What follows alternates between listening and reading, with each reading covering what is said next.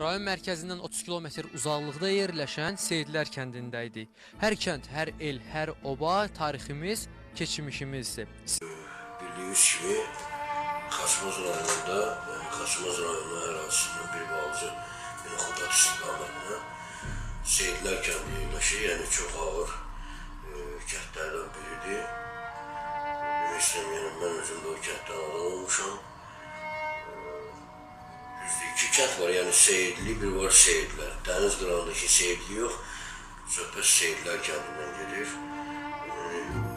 Orada bu kənd barədə də ətraflı məlumatı bizim kənddə olan, tarixşünas olan çox hörmətli Ramiz müəllim sizə bu barədə məlumat verəcək. Kəndimiz Seyidlər kəndidir, Peyğəmbər nəslidir ki, biz ilkin orta əsrlərdə Ərəbistan yarımadasından köçmüş Ərəb əsilli ailələrik.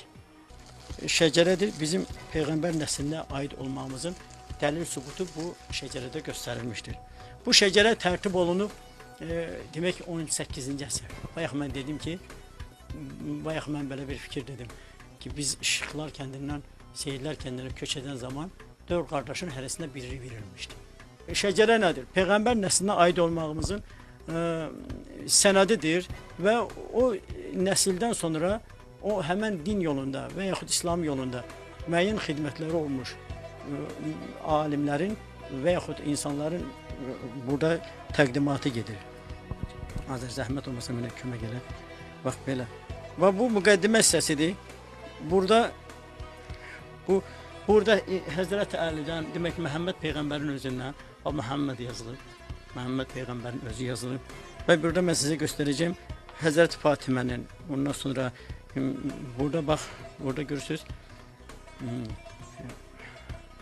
Adəmin, ondan sonra Nuhun, ondan sonra İbrahimin, Hudun, sonra Məhəmməd yenə sallallahu əleyhi və səlləmin adı verilib, Həzrət Əlinin adı verilib, Həzrət Fatimənin adı verilib, Həzrət İmam Hüseyin, İmam Həsənin adları verilib və bu nəslin davamçılarıyıq biz.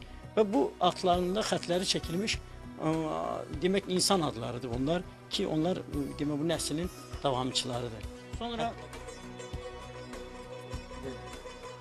mən sizə daha bir qədim sənəd göstərəcəm. O sənəd İslamın 90-cı ilində tərtib edilir.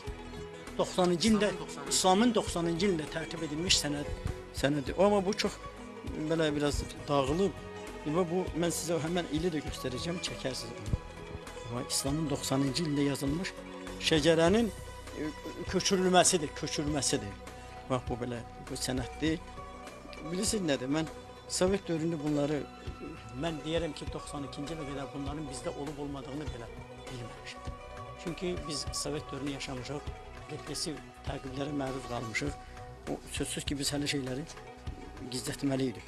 Və bu da İslamın 95-ci ilində bu aşağıda göstərilən şahidlərin iştirakı ilə yazılmış sənəddir. Təsib və xət. Mən bayaqları sizə bələdiyyənin evində, bələdiyyə başçısının evində bu barədə dedim.